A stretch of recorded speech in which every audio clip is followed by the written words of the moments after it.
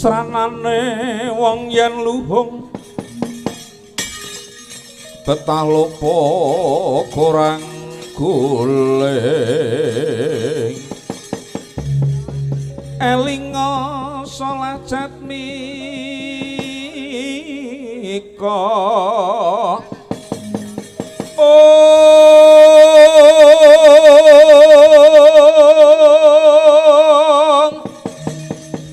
yen wacana kudu manis mreseng seming sasoma samane manungsa sahami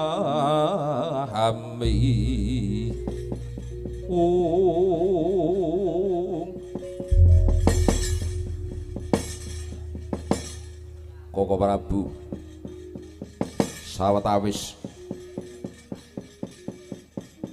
arat ditebih saking rigol pacarabaan pertapan harga keloso kengraying Solo bumi nyadong dawuh najan kuling jangkar bumiwa keng putra Punanta reja nyadong dawuh sepanten ugi keng putra ing Pringgondani nyadong dawuh wa Prabu aku ya ngenteni lho Pakde nek sajake ana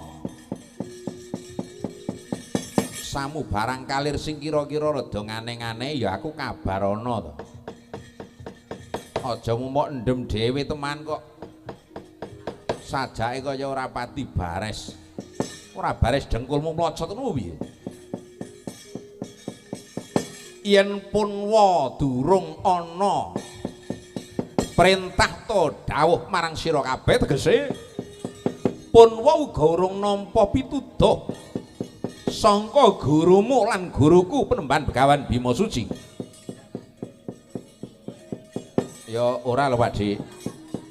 Panjenengan kuwi biyen jaman nom ya tau mendhita. Panjenengan iki jaman nom tau mendhita peparapu wasi Jaladara ing Gunung Rewantaka. Lah iki wis tuwa, panjenengan iki malah wis dadi ratu kok kedarang-darang meguru iki gak arep nggo apa. Ibarate sangu apa kira-kira sangumu ki kurang ngono apa piye? Ora caturan. Antasena. Piye, Pakde? Wong meguru kuwi ora mung merga mbiyene durung tau entuk sangu. Ngerti kowe? Mula yen to dina iki panjenengan ingsun kuwi meguru ora teges aku kuwi babar pisan ora duwe sangu kuwi ora. Nanging upaya padhanging ati, tentreming pikir tumanjane ing tembe mburine bisa urip kang kanthi kepenak. Wong kuwi yen uripe kepenak tumanjane apa-apa bisa digawe lan ditindakake jumbuh kelawan angen-angene. Oh ya ora ngono no. Ora ngono, Dik. Yen kabeh kudu bisa cocok karo angen-angene, kuwi jenenge menungsa sing ora trima karo pandume pangeran. Merga pangeran kuwi yen weweh yen pandum jumbuh karo takrane dhewe-dhewe. Mula menungsa urip ki ora kena ngongso-ngongso. Lho, ora kok jeneng aku ngongso-ngongso ki ora. Ning tak jlentrehke. Nggonku meguru marang wong atuamu, ya gurumu ya guruku Penemban Begawan Bima Suci. Ing cepa aku uga kepengin icip-icip babaring kawruh kasampurnan. Nut gotek kawruh kasampurnan kuwi bisa nuntun menungsa ing tembe mburine yen to bali marang alam kasidan jati. Ora lali dalane, ora kleru muliye. Teman bisa bali marang pengayomaning Gusti kanthi cara kang trapsila, kanthi patrap kang prayoga. Mula nadyan pun wa ki biyen ya wis tau dadi pendhita. Kepara dina iki pun wa uga wis mulya mukti mbau dendha pinangka jejet. Suh bang-bang pengalum-alum ing negara Mandura nanging yen babakan ngelmu apa meneh ngelmu kang bakal diwedharake dening wong atuamu iki mau kaya aku ki wong ngombe banyu segara siji ngelak loro ngelak ping telune uga isih tetep ngelak. Wo ngono Pakde.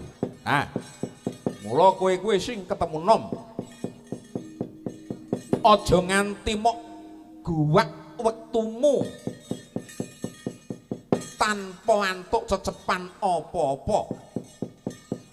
Merga wong urip kuwi yen to wis gelem budidaya hanggayuh wimbuing kawruh hangu ditambahi ngelmi saya jembar wawasane saya adoh tebaning pamikir tumanjane ing pasrawungan ora bakal gonyak ganyuk ngleling semi.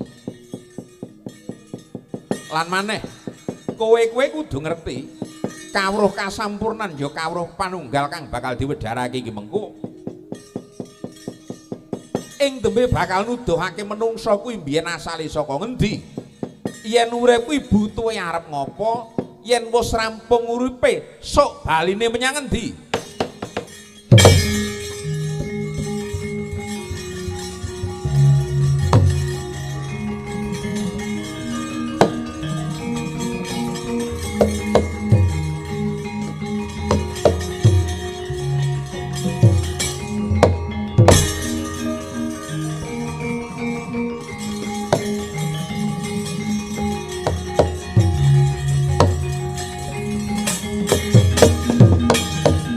Anoman malumpat sampun prapteng witing Nagasari mulat mangan dapana wanudya guru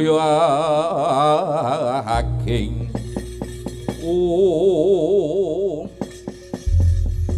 Kakang Anoman iki nuwun inggih sinuwun mlayu-mlayu nuwun inggih sekawit kula nampi dawuh penemban Begawan Bima Suci supados ngaturi uninga dumateng para kadang cantik yen to ing kalenggahan mangke kula lan panjenengan sedaya kedah ngawekani yen to sak wanci-wanci wonten tiang-tiang ingkang kiranging tanggel jawab badhe munasika corah-cara mentah dumateng kawilujenganing pertapan Harga Kelasa.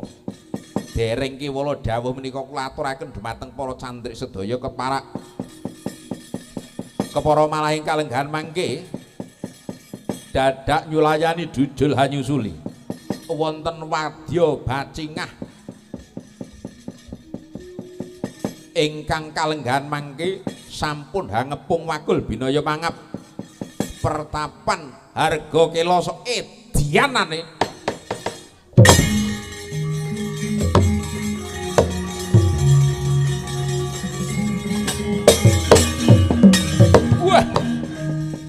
Lagi wae sapet jagong nglumpukke para nom-noman cantrik mangko ya jejanggan kang ngingsep kawruh ing Harga Kelasa dadak ana gawe kang kudu ngrembyahake tangan-tangane para murid. Setyaki Antareja Gatotkaca Antasena aja mok kendhani nggonmu dandan kepara malah kenceng ana. Ayo tapel wentis pertapan Harga Kelasa.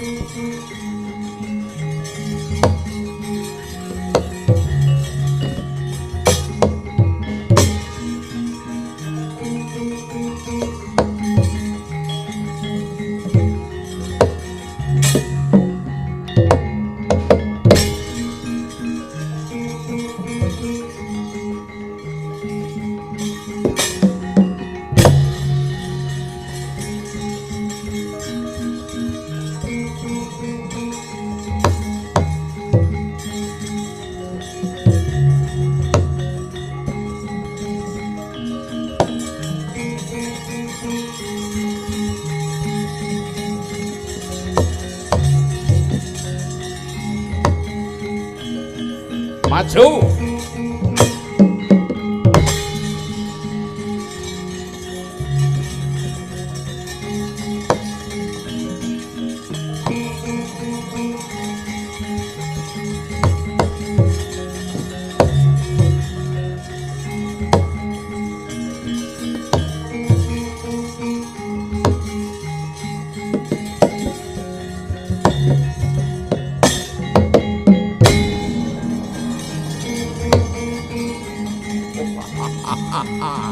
Hei!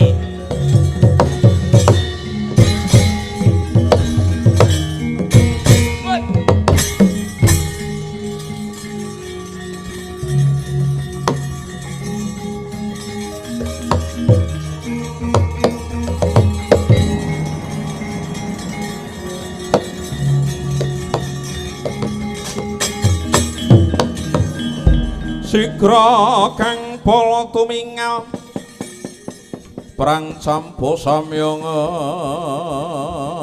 ngedali ler tatet wileting kada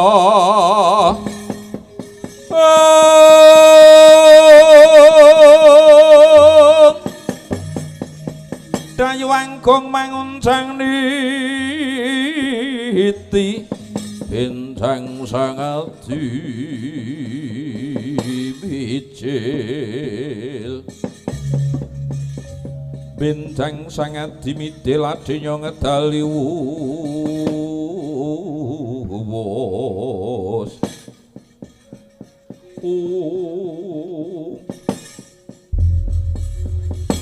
woi ladalah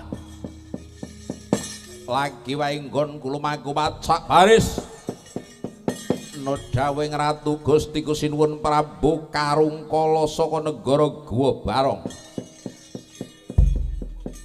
ngepung wujuding pertapan harga kelasa ing sedya dina iki paguron kang pimpin Penemban Begawan Bima Suci kudu dibubarake kedadak laku kudu dicegat wong kang ora dhuwur deteke hamung cilik awake nanging brengose biyuh-biyuh kandel gilap sajak dilengani kemiri dipelintir sampir ke kuping diadamu melang-melang mripatmu menteleng kaya bandeng sapa kowe Gus cantrik pertapan harga kelasa Putut Tambak Yuda iku Putut Tambak Yuda ya Raden Setyaki jebule iku isih traing ngaluhur kowe sapa keset ketibali Sinuwun Prabu Karungkala pangkatku Tumenggung aranku Tumenggung Yudapati Tumenggung Yudapati iya dasar kepranyata endi Begawan Bima Suci kon maju mrene tak bondo tangane tak kerincung sikile tanggo pengewan-ewan aja ngerayan ngrasani sing ora ana sing ana wae anggepen mungsuh bebuyutan ketemu pirang perkara kowe karo Penemban Begawan Bima Suci aku murite kowe murid to Mas kowe iki rekake ning kene kuliah ngono to ya endi Mas gurumu kon rene Mas gurumu wanumani gawe kendrong gawe geger negara Ngastina nindake wedharing ilmu kang teman bisa ngirup para mudha para kawula saka negara Ngastina teman iki mengko ora wurung yen ora ndang dibubarake bisa gawe ringki ing negara Ngastina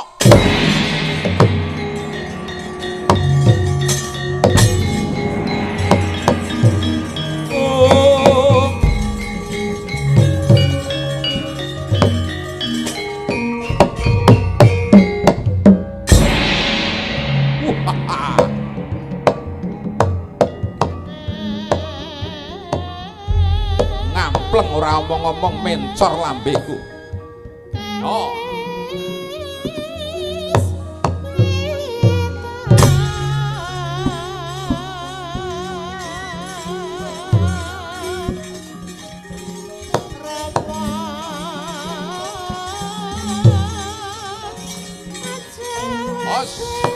Awas.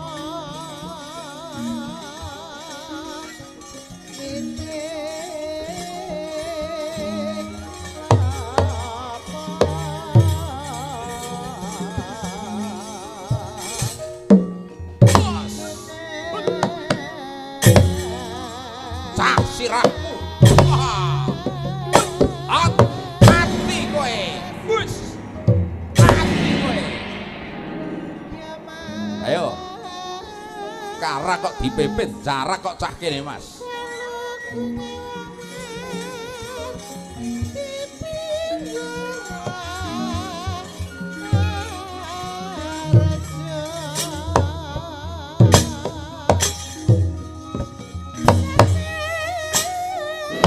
Mati aku. Waduh. Wedian. Walalala. Meripatku kok berkunang-kunang. Waduh, mantep tengan idian tangannya. Ya, ya.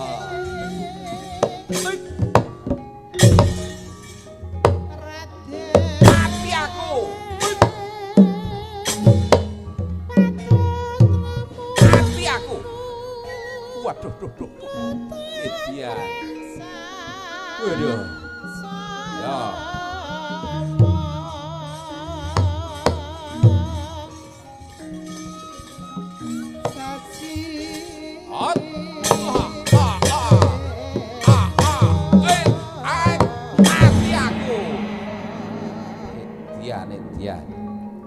Ya.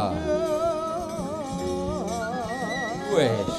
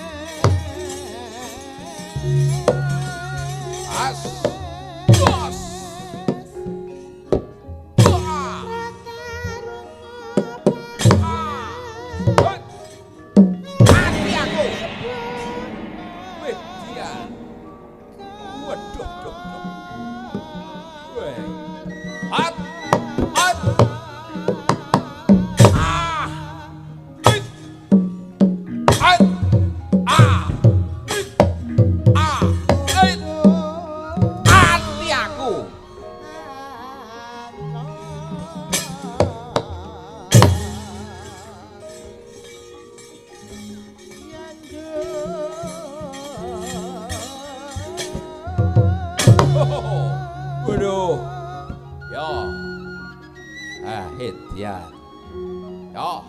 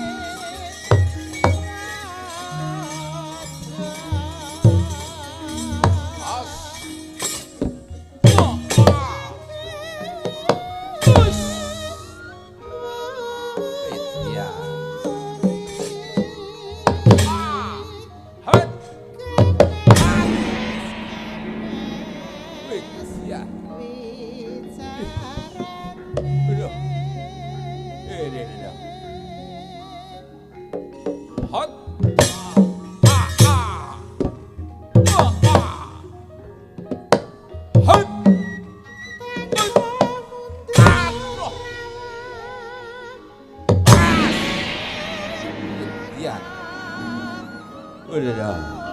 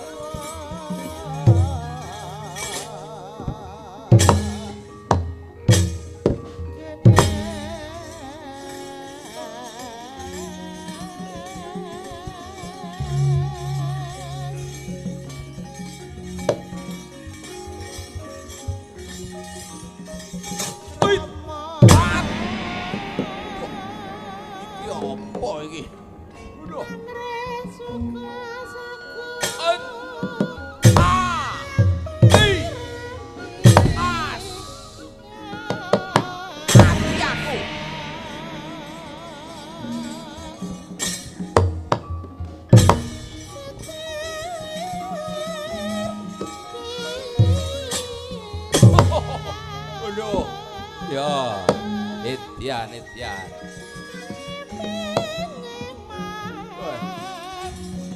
Yo.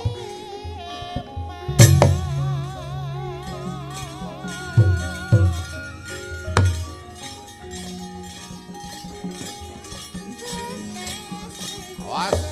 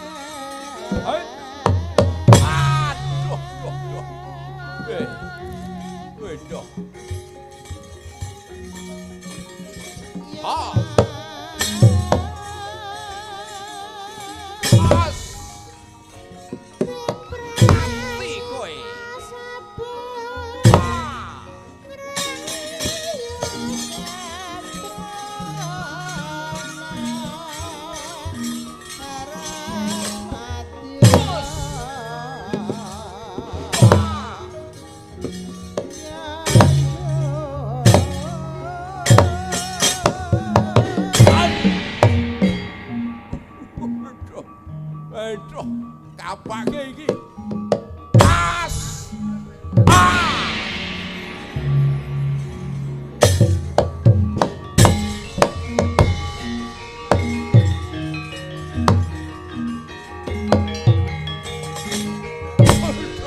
Tulung kanca.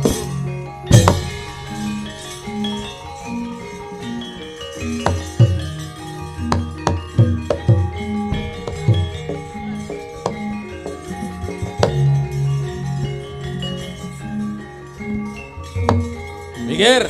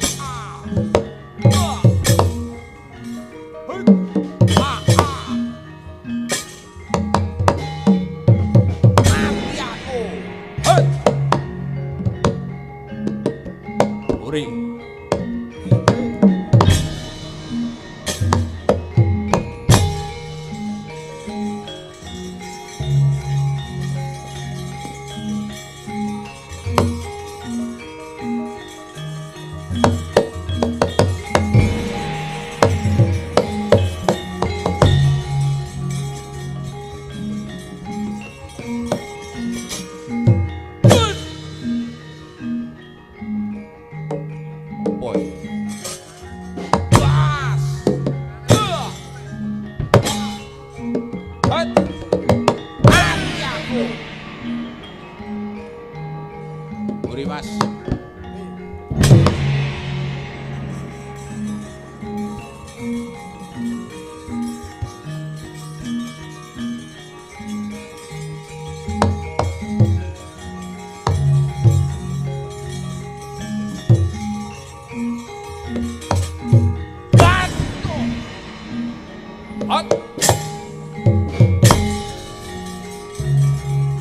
Edian apa iki? Pas. Mati kowe. Mati kowe. Mati kowe. Mati aku.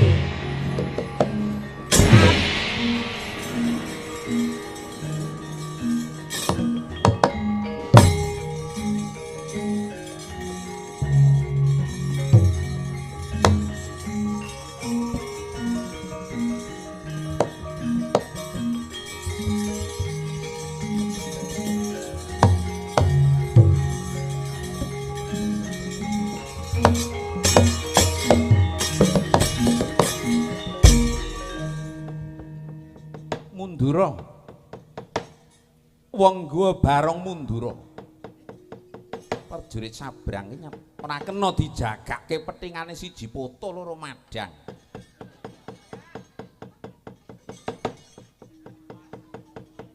Kok ya pas men. Iya. Aku percaya wong tanah Jawa ora kena sinangga miring. Nanging Dipati Gita Cangkrama sing maju. Seblakno dadamu ketiban neraca bala ora jebol kuwandamu meguru 20 taun aku.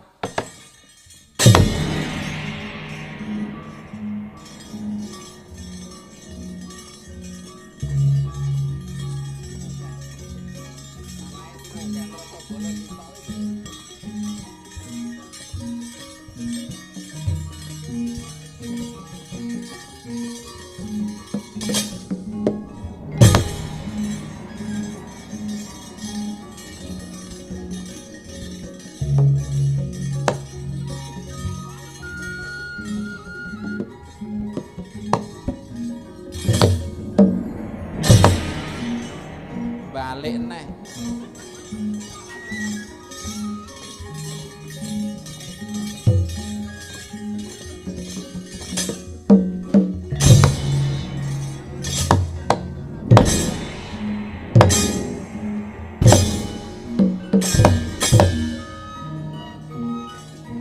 Ayo Suramarata Jayamarata dipara imbang-imbangan ayo padha yen padha Adipati Gita Cangkrama ayo rono parat.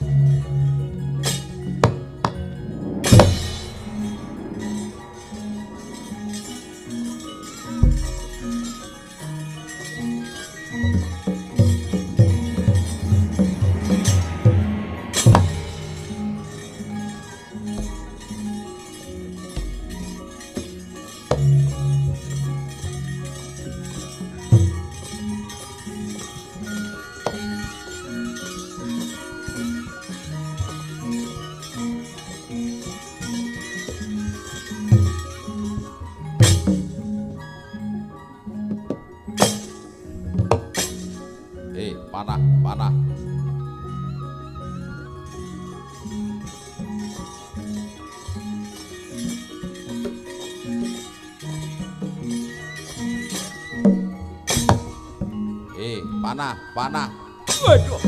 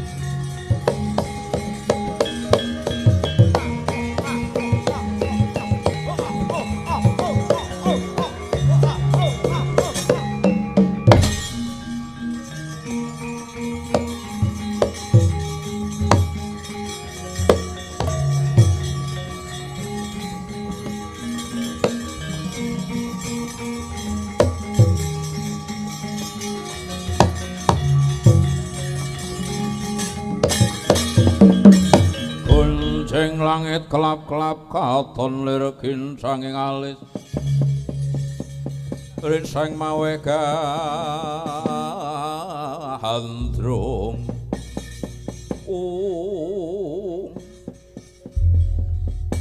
Suramrata Jayamrata dipara imbang-imbangan ayo padha yen padha kaya lanang-lanang dhewe kowe wong tanah Jawa nyatane kulit mulet godhong lumbu ketaman gegaman Kuntraca bala jutul wiwit ngarep tekan mburi ayo sumbara saiki ayo kaya sekti-sekti dhewe kaya lanang-lanang dhewe pagene yo ora gondro sepira ketiban pusakane Dipati Gita Cangkrama ayo saking landhepe manti jegrek mati ngadeg ayo ngono kok tandange sore ngentek-ngenteki kanca lho rumangsaku sat-set-satet tal-tal nyatane dina iki ora gondro sepira kowe mungsuh gegamane Adipati Gita Cangkrama ayo jebol dadamu lho iki panah keneng ngarep jutul tekan mburi kok babar pisan ora ana getihe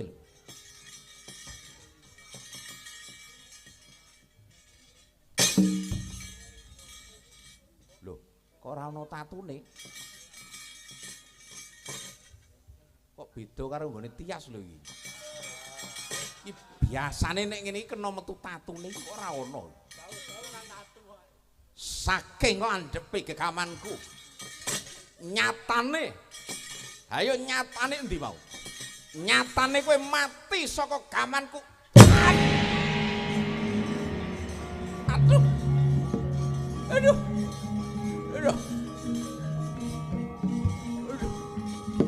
aduh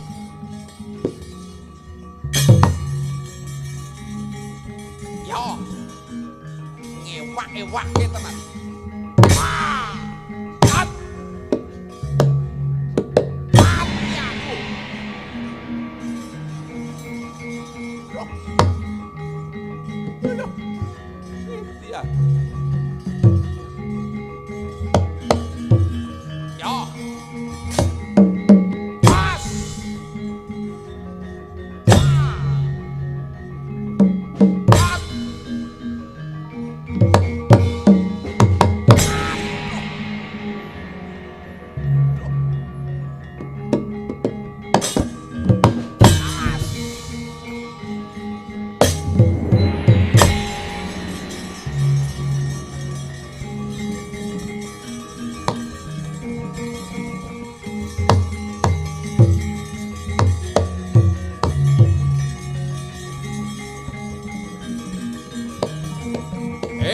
minggir hot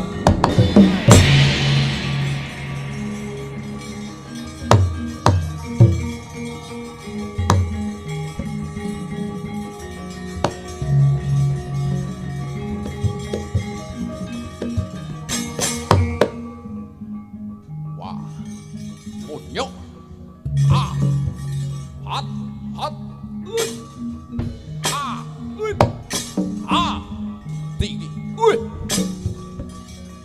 parat lunyu ayo apa-apamu pas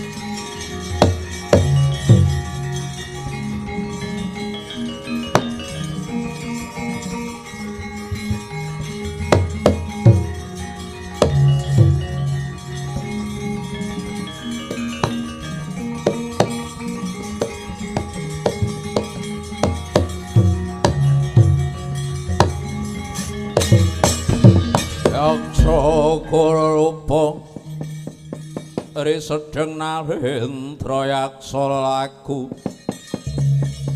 kang mulwule ingkang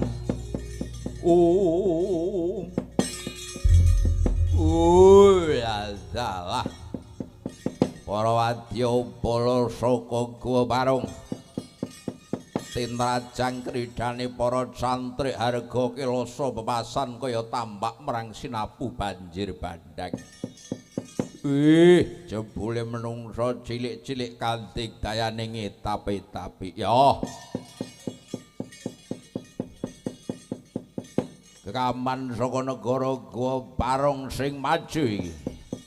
Patih Ludra Parimuka endi saeneng-enenge cantrik harga kilasa gaglak limbahmu.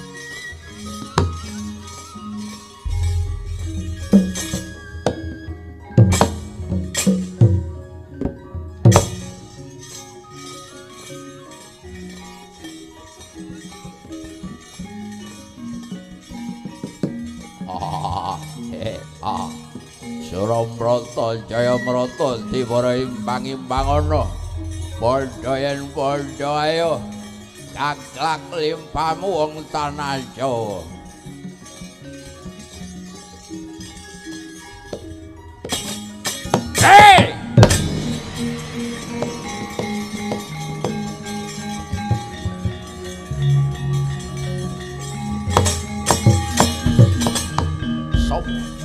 Sapa kowe?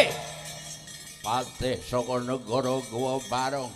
Regyana Patih Ludra Parimuka. Kowe wanuh-wani gawe geger ing pertapan harga kilasa kaya lanang-lanang dhewe, kaya wani ndilat wesi abang neku wesi kligen. Ayo, kowe bali ora? Bali apa ora? Lho, kok ngakon bali kowe kuwi sok manggalaning para cantrik. Manggalaning para cantrik ing pertapan harga Kilasanata Mandura Prabu Baladewa Kusuma wali kita ya Wasi Caladara ya Prabu Anamkrasana.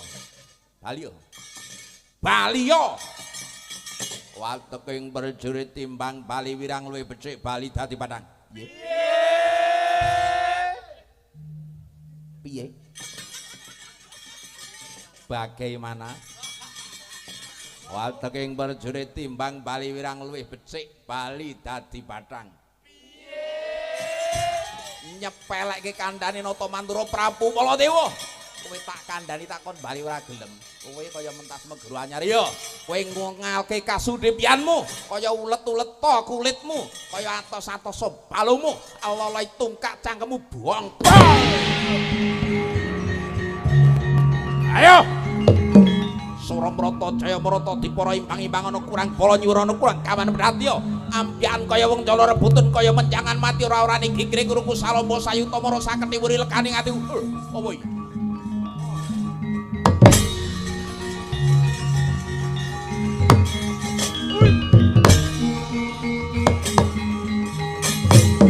Arat. Ayo.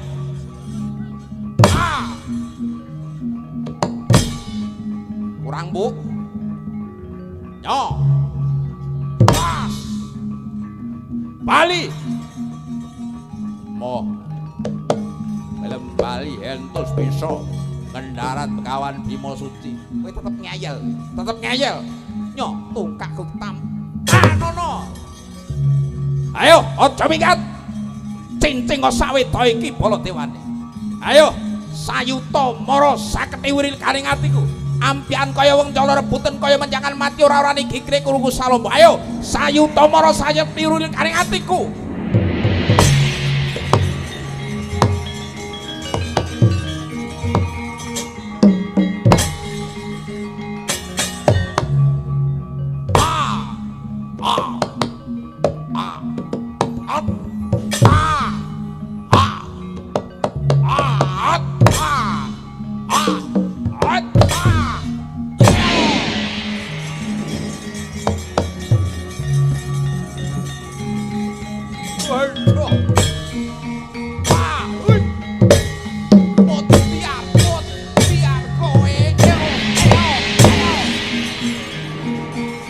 Aja minggat. Aja minggat. Nata Mantura Prabu Baladewa panteng-pantengi tanah Jawa kusuma wali kita wasi Jaladara. Ayo, cincing saweta iki Baladewane.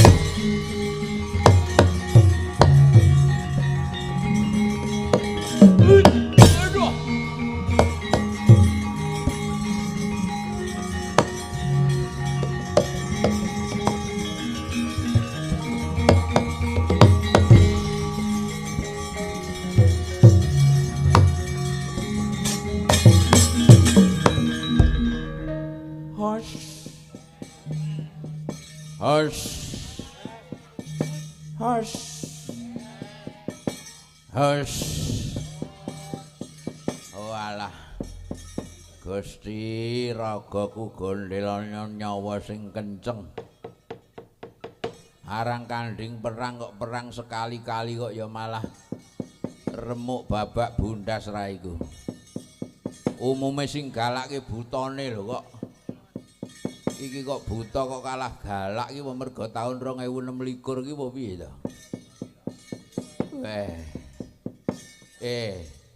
Cah berjurit, kula.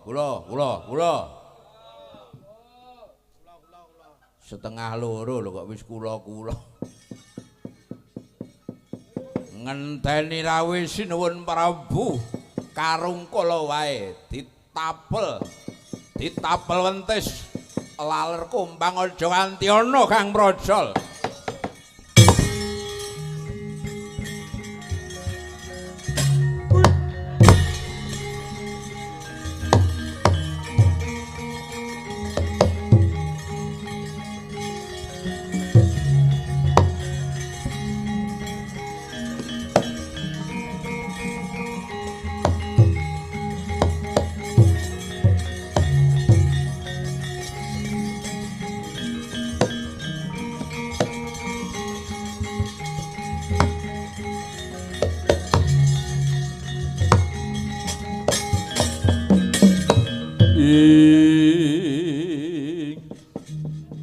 Sang Baladewa Narwati miwah Nareswara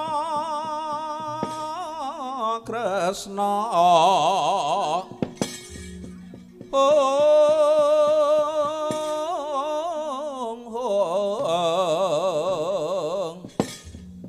marang Sang Dyah Banon Cinawi kalangkunging tresnanira